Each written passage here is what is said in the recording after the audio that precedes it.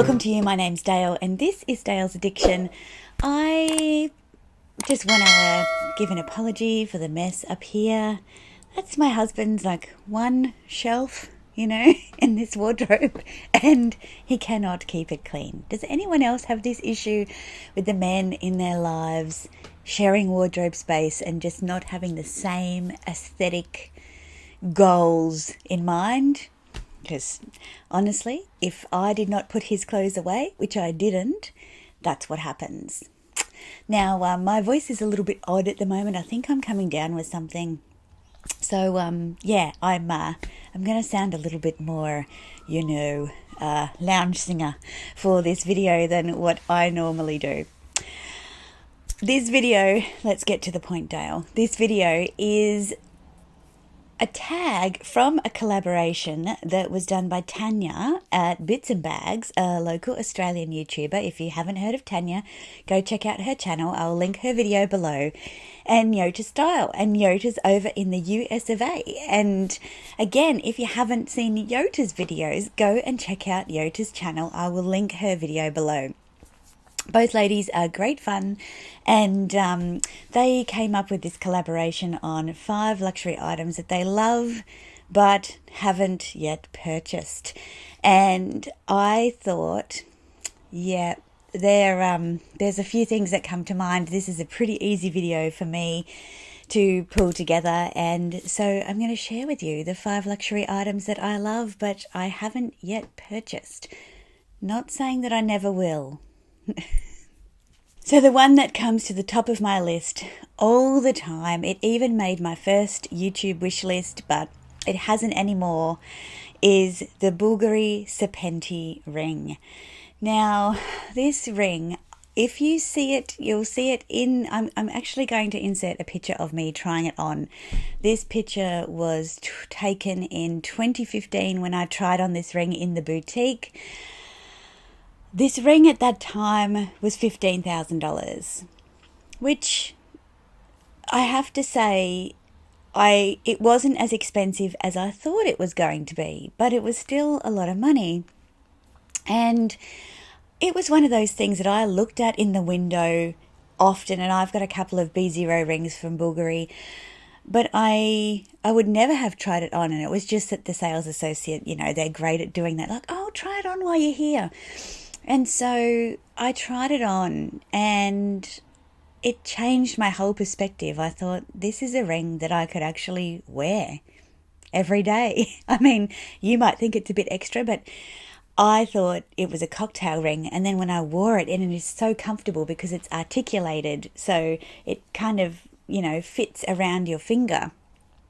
And I tried it on and I oohed and ahed and I walked away. I have since bought, a couple of years back now, I have bought Bulgari's newer style, a finer version of the Sepenti, and this is the Viper. I'm not sure if that's going to focus, but I can do some cutaways for you. And this one is the Viper with the pave diamond. And I really love that ring, and I stack that between my 2 Canturi rings, so I have them there like that, and I love that combination of different styles. Back to the Sepenti ring. So as I said, in 2015 I tried it on and it was $15,000. The current price for that ring on Bulgari's website is $28,200. Yep. The one that got away, quite literally. If I could find this ring on a pre-loved website somewhere in the right size, because it has to be the right size, you can't get it resized. I would love to buy it, but $28,000. No can do. Hopefully the husband watches this video and, maybe when the time is right, he could surprise me with that. I'd be happy with that. Okay, item number 2, and I mentioned this in my chat with Connor recently on our luxury Would You Rather, is the Gucci Sylvie bag, and in particular, the pink version. Now, I remember just before I went to New York City in 2016, I went on my own that year. It was my third trip, and I was just not in a great place personally. I had, as a result of the downturn, I had resigned from my role to go and join my husband for his work. I couldn't pick up any work. I couldn't even get a volunteering job. I even applied for a barista position just so I could get out and do something and have purpose in my day. And they were like, no. I said, even if I promise to spend my whole paycheck in your store, no. Anyway, so I went to New York. I said to my husband, I'm going to my happy place. I need some time out. And he said, cool, great. When are you going to Melbourne? And I said, no, I'm not going to Melbourne. I'm going to New York. He's like, are you coming back? I said, yeah, I'll be back. Anyway, the reason I share that story is because I think it was New York Fashion Week. Anyway, it was around Fashion Week time. And this picture, which I'll put in here somewhere, here maybe, was snapped, and I came across it on Pinterest, and I'm like, that whole Gucci look is just divine. I love that bag. And then I went to the Gucci website, and there was a pink version, and I thought, that is divine. So I went to New York. I went to the Gucci boutique in, is there one in Bloomingdale's? I think there was. And I went to the standalone boutique, and they didn't have the pink yet. And I probably didn't really have the money to spend on it anyway, but eventually the pink came out, and I had just moved on. And every time I see a photo of that bag, I think it is divine, but I can never just hit go. There's something about it. I think it's ugly beautiful. It's got so much going on that it's repulsive and gaudy, but there's something beautiful about that too, which I really like. So, yeah, it got away. I'm not going to say never on that one, but it would have to be in pretty good condition and a great price for me to buy it now. Okay, the third item on my list is Manolo Blahniks. Now, you might say, but Dayle, you have a pair of Manolos Hangersies. These are the Hangersy pumps. That is true, I do, but these were gifted to me for my 40th birthday. Look how beautiful they are.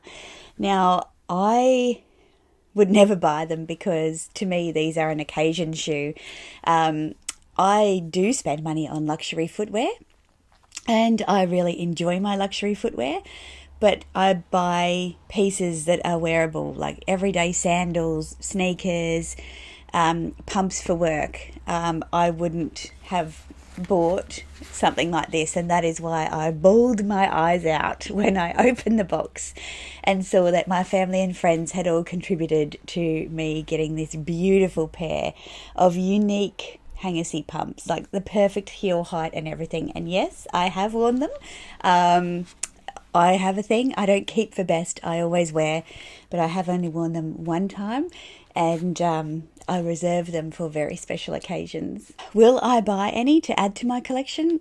Look, I'm not sure. Maybe if they're on sale and they're the right combination, I don't know. I think that makes this pair all the more special. Now, I'm not sure if I'm going to be able to find a photograph of this, but item number 4, and again, they've been on my wish list a couple of times, are Fendi leather gloves. I mean, if you've only got one great pair of gloves, that's all you need, right? And I've got a couple of pairs of, average kind of gloves, and the reality is I live in a subtropical climate. It's probably 18 degrees and I'm wearing a black cashmere jumper. I get that. But when I travel, it's the novelty of those little extra pieces that really make you feel like, I don't know, that really add to the holiday vibe. And for me, when I saw those Fendi beautiful caramel leather gloves, I just wanted them. Now, they're $780, which is not a huge amount by luxury standards, but it is a huge amount for gloves that I might wear a couple of times every couple of years. I'm not saying never. I have kept them on my wish list in Karma, the Karma app now, which was ShopTagger, since I first found them, and they never go on sale. If you have seen them on sale, please let me know, but I've never seen them on sale. So again, I'm not going to say never, but there's a reason that I haven't bought them. And then finally, for all you dog lovers out there has been a bit of conversation on this channel recently about luxury dog collars, particularly the Louis Vuitton and the Fendi art options. I really would love to press go on those. I've got 2 dogs, Alfie and Edwina, and look, they could definitely rock a designer dog collar. I had a look at the Fendi ones when I was in the boutique recently, and they're very small and they're quite thick. And even though they have coated canvas on them, they also have a leather lining and leather edges. If I can find a picture, I'll pop it in here. So I'm not sure whether they'd be very comfortable for the dogs to wear all the time, because at the moment they've got like nice coated canvas collars with little designs in them. So yeah, they're about $400 and something a pop, so 2 dogs, and then that's if they have a size that's big enough, because I think they're only made for like teeny tiny little dogs, and whilst my dogs aren't huge, I would not want them to be wearing an undersized collar. So I do need to investigate it a little more, but I have to say I love them, but I'm not sure that I will press go. And I know you'll be filling up the comments with, yes, they definitely need a Louis Vuitton collar. I know you will. So I look forward to that. So they're my 5 items that I love, but I've never purchased. They're not entirely off the list, but it would, you can call me on this video if I do buy them eventually. What's on your list? What do you love but that you haven't purchased so far, and why?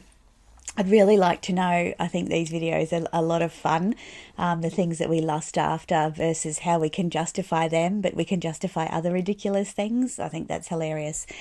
So yeah, if you've liked this video, please give me a thumbs up, subscribe if you haven't already. I put out videos on Wednesdays and Sundays, so I'll see you next time. Bye.